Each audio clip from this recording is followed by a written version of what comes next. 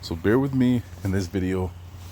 I think I have some things you might like towards the end of it, or find some of the stuff interesting towards the end. But I wanted to share this because this left me stunned. Because I didn't understand the gravity of this. Gravity's a wrong word. Oh man. I didn't understand the importance of it. And this last time, as I'm reading it to my sons, it like hit me, and I'm like left stuttering and stunned, like just trying to catch myself, because I'm like, wow, this really just happened, So here. 24 And when he was in his journey, in the inn, the Lord met him, and would have killed him. 25 Immediately Sephora took a very sharp stone, and circumcised the foreskin of her son, and touched his feet, and said, A bloody spouse art thou to me. 26 And he let him go after she had said, A bloody spouse art thou to me, because of the circumcision. So I thought that was interesting, right? Whoop, went ahead to a bloody spouse art thou. But not even that. It was just right there. If you hear people say, hey, oh, you don't need to be circumcised. You don't need to do that to be a Jew. Oh, you don't need to do it to participate in Judaism. These are things I've heard, said to people that want to join Judaism. And people have made arguments about, well, don't you have to be circumcised to participate in Judaism? I mean, we're not even talking about what we're doing. They're talking about just Judaism. And they're like, oh, no, you don't need to do that. It's not required. The Most High nearly killed Moses over his son. Here it says one. But I mean, who knows? Was it both of them? Was it Eleazar and Geshem? I mean, he was about to do him in before he was even sent, before he could even begin his task in Egypt over that condition. And it. I mean, it's about the uncleanliness that comes with being uncircumcised, and what grows. And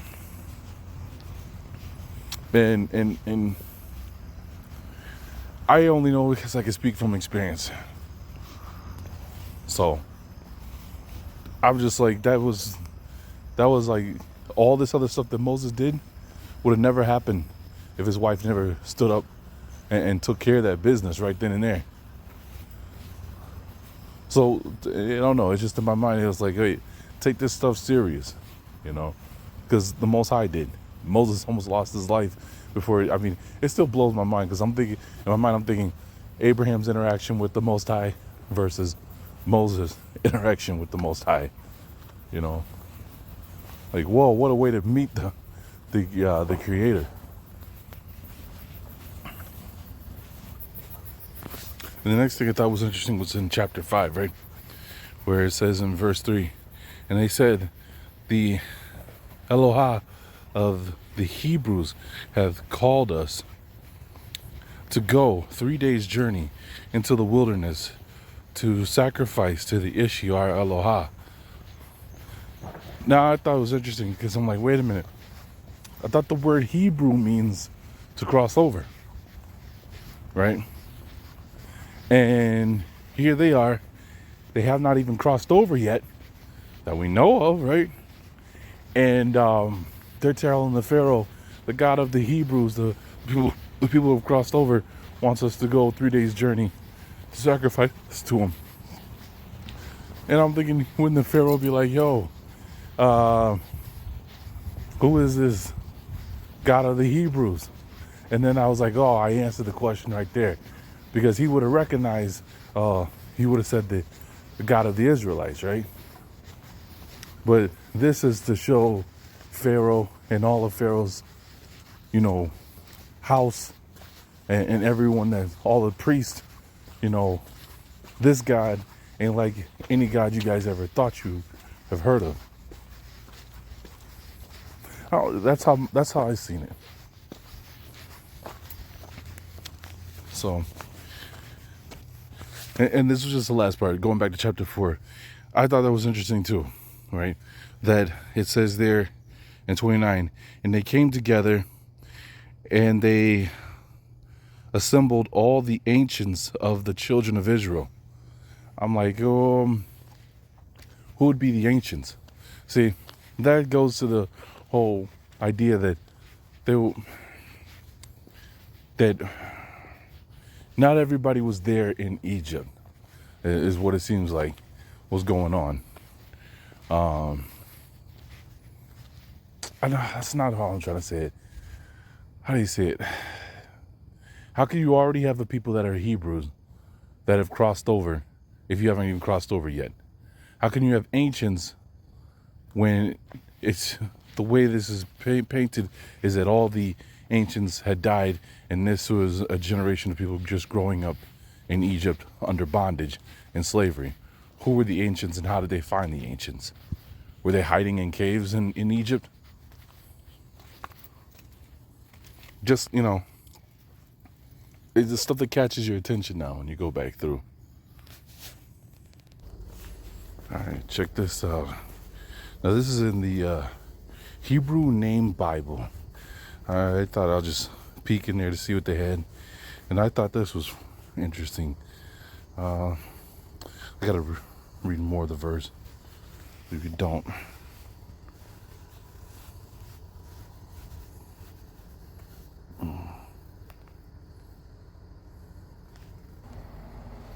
Try it now. All right.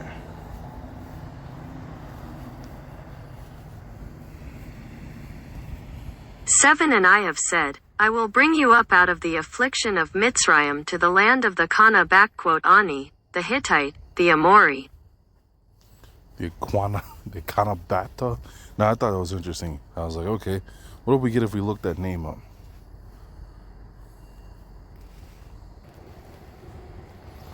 They give us a cat. So, watch this.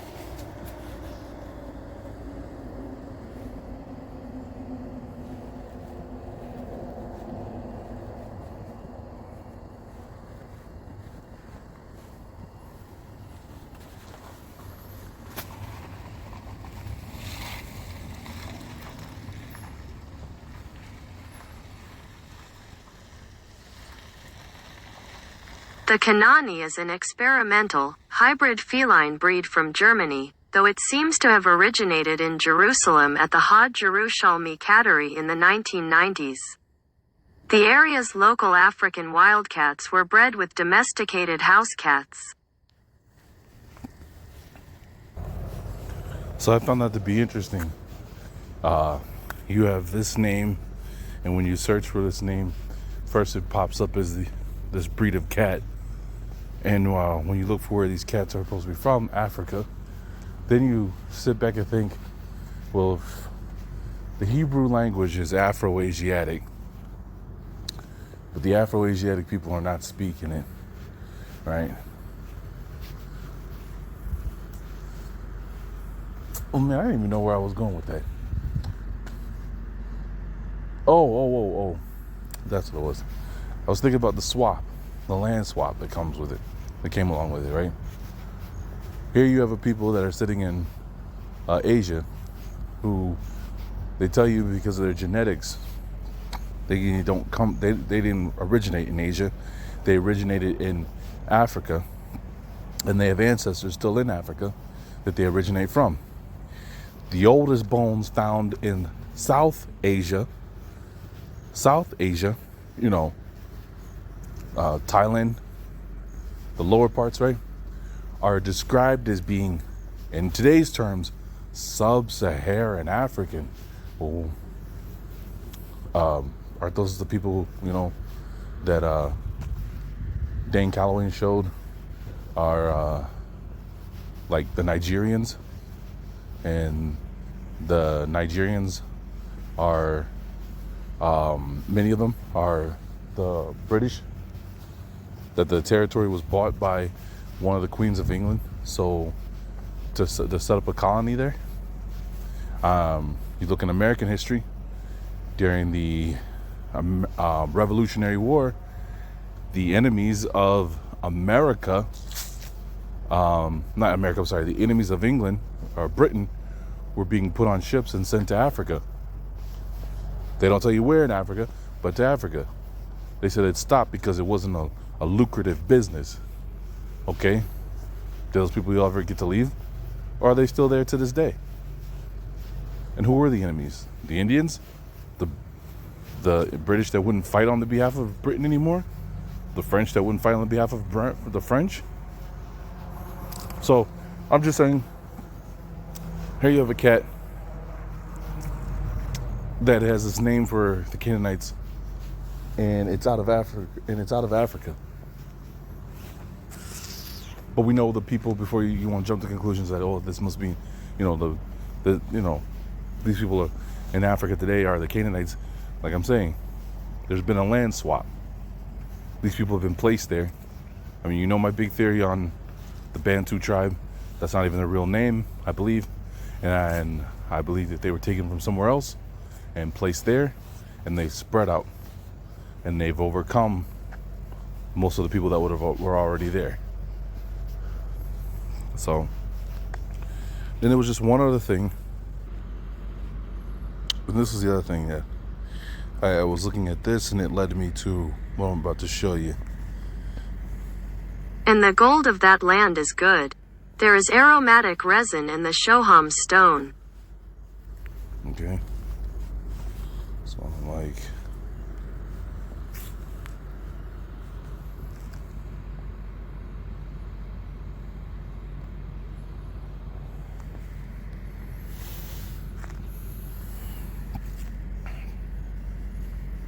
and then this yep, this way. Because I get here, and I'm like, all right. Well, we don't need to go over all that.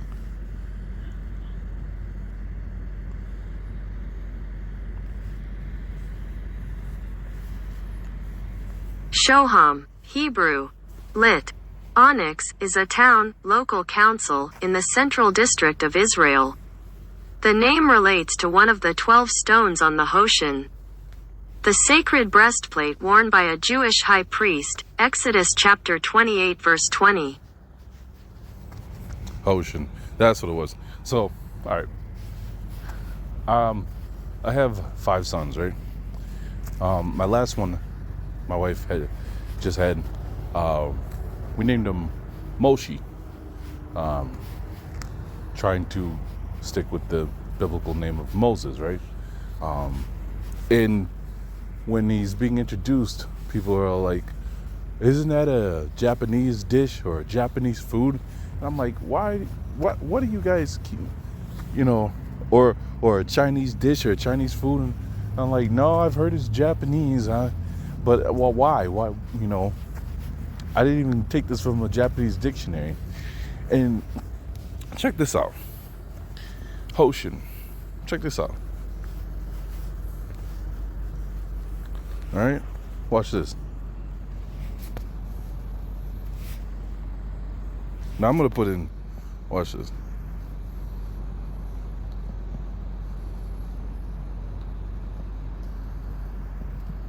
Nope. Oh.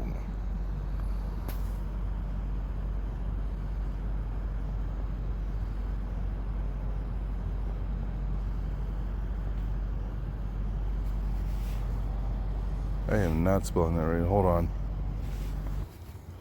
There it is. Wow. It took me forever to get that. Okay. So they dropped the H in this.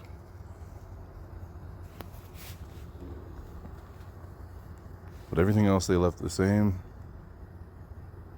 Hosenin. Hosenin. Hoshan, Hosenin. H was what they dropped. And I thought this was interesting.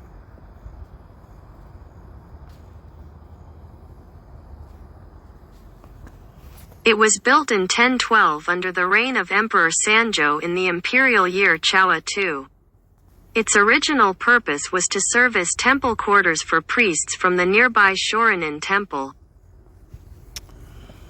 And you guys always know how I feel, There's something about not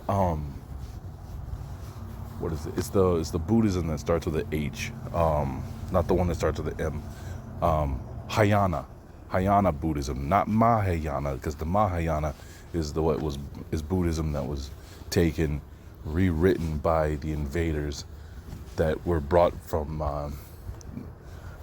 from Afghanistan.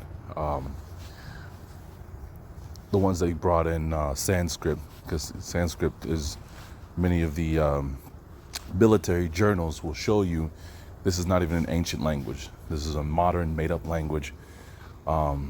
It's pushed apart as its part in white supremacy and the part of the caste system to be held up as this ancient language, to be held over what was the original spoken language, like Pile and stuff like that in these places. So, but Hayana Buddhism, Thera Buddhism, those are what I dabble in and look into, because this is what is supposed to be the older stuff. This is what's supposed to be, what when the Buddhists were melanated and pigmentation with afros, as Godfrey Higgins describes them, thick-lipped, curly-haired Buddhas. This is what they were teaching. So the last of the Buddhists that would have looked like, that thick-lipped, curly hair, melanin in skin, a child of grew up a child of a fisherman in Japan. He put together that chant, Nam Myoho Renge Cho, break the curse upon us. And when I heard that, I'm like, is that the curses of Deuteronomy 28? Did he see what was coming?